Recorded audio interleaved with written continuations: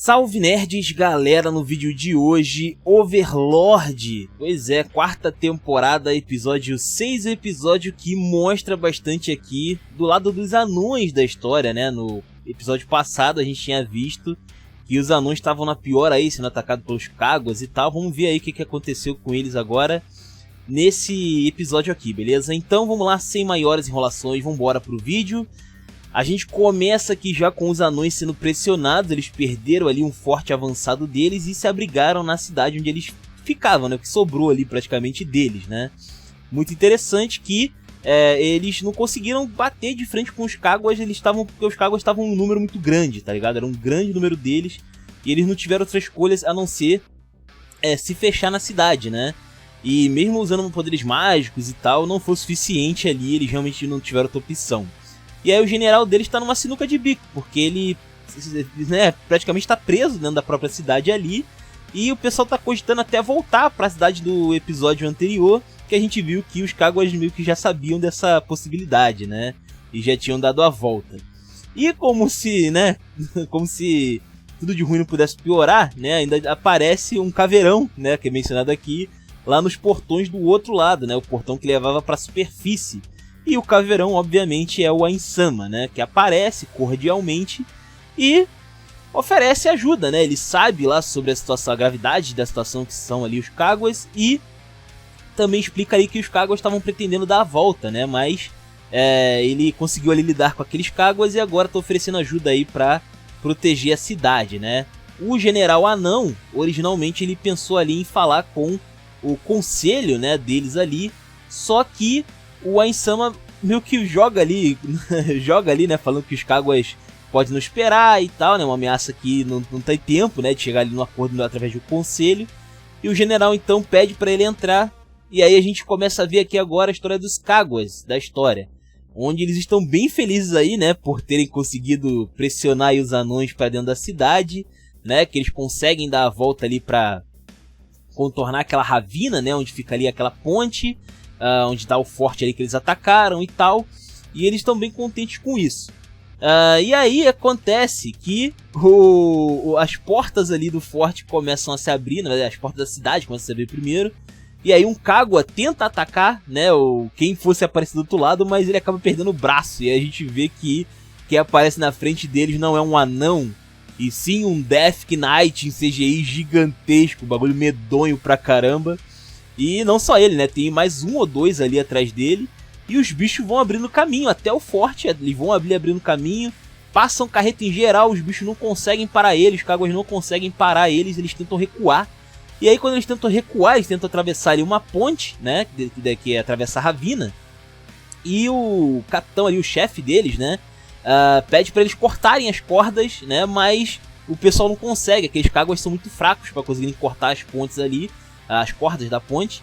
E aí o cara ali faz um ato heróico ali, onde ele se joga, corta a ponte, quase cai junto com os Death Knight e alguns Kaguas que também ficaram pelo caminho, mas ele consegue segurar.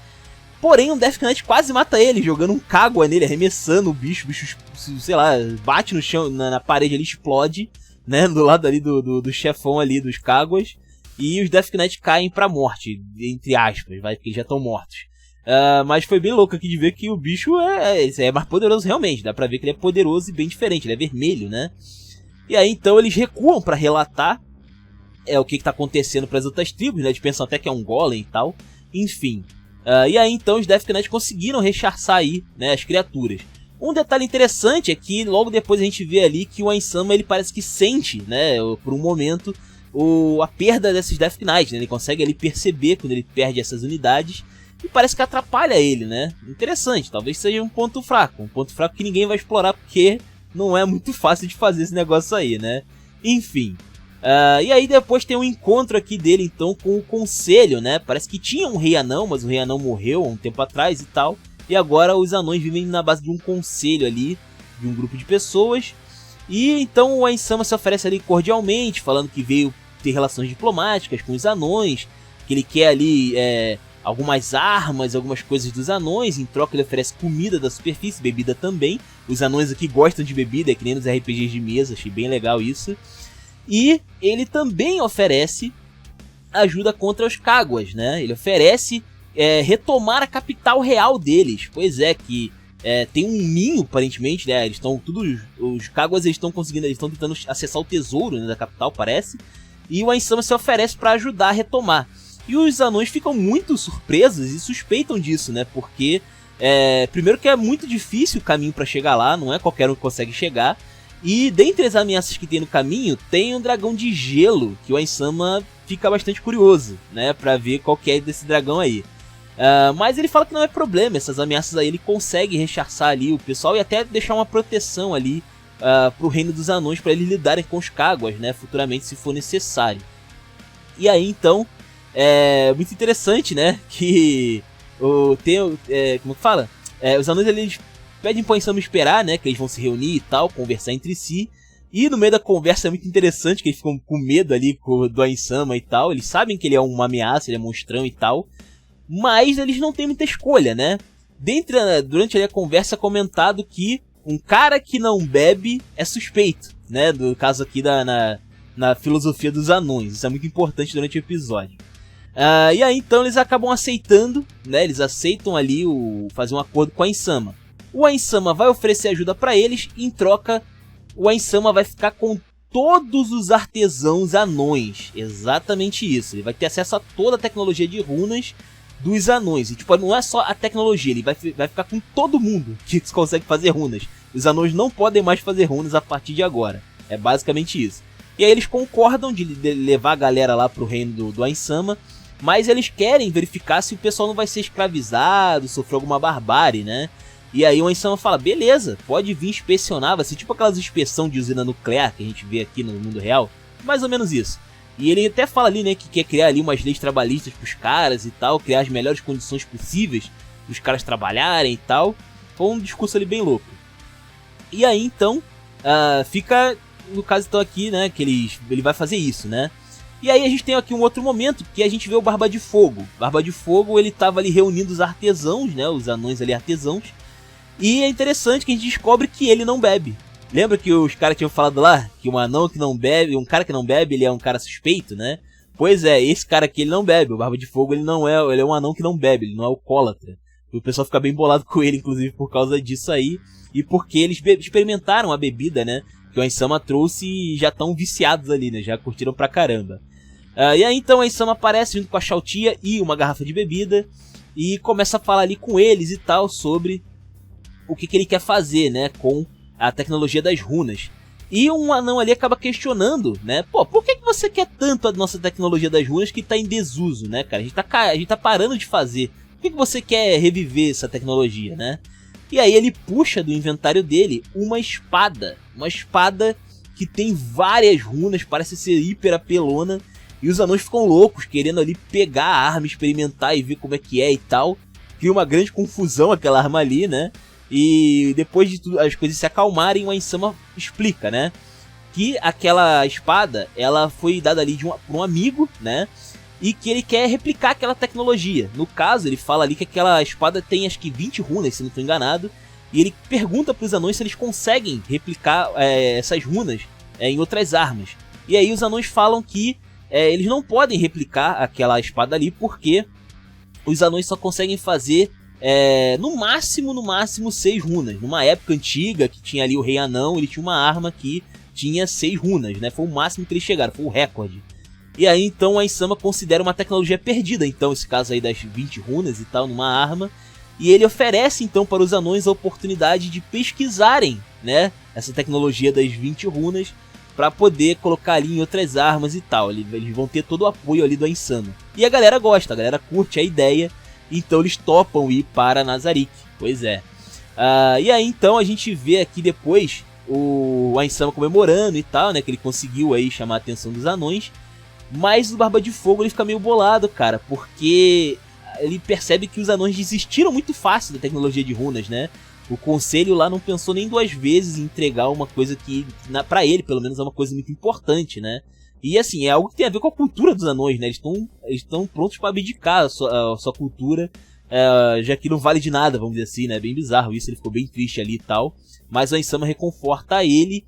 E depois ele fala que no dia seguinte, né? Eles vão escolher ali alguém pra escoltar eles ali, pra guiar eles, no caso, até a capital ali dos anões.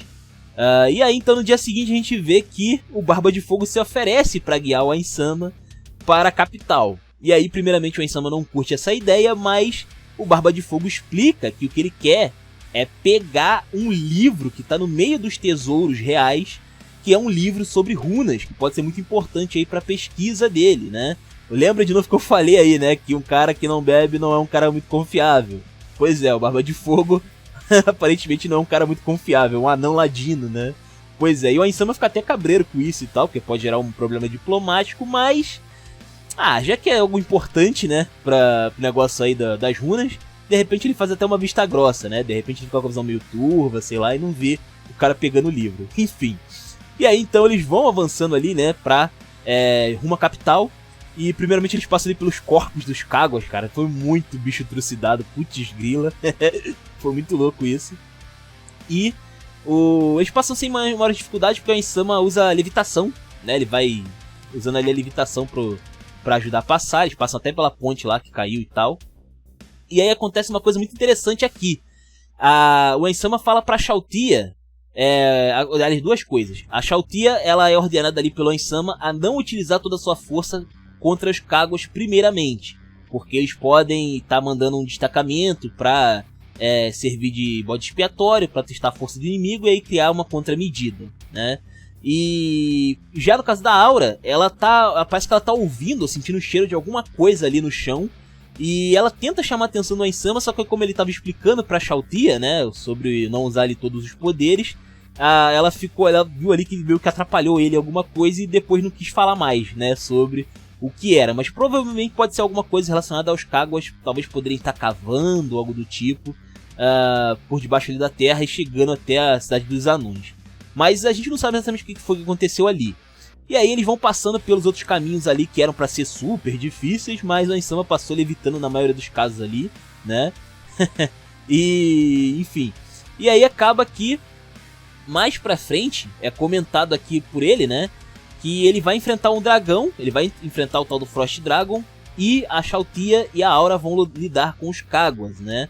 E ele tá especificamente muito animado para enfrentar esse dragão de gelo, porque no passado, aí mostrado aqui em flashback, quando o episódio está terminando, que a Ninia, que é uma aventureira que tava com a Ainsama quando ele tava como Momon numa época, tinha falado, né, sobre os dragões de gelo e tal. Ele quer conhecer esses dragões elementais e quem sabe não capturar um deles, né? Não ficar aí com um deles como bicho de estimação. O Ainsama é praticamente um mestre Pokémon, né? Convenhamos, essa temporada o cara só tá colecionando bicho aí pra lá e pra cá, né? Bem louco.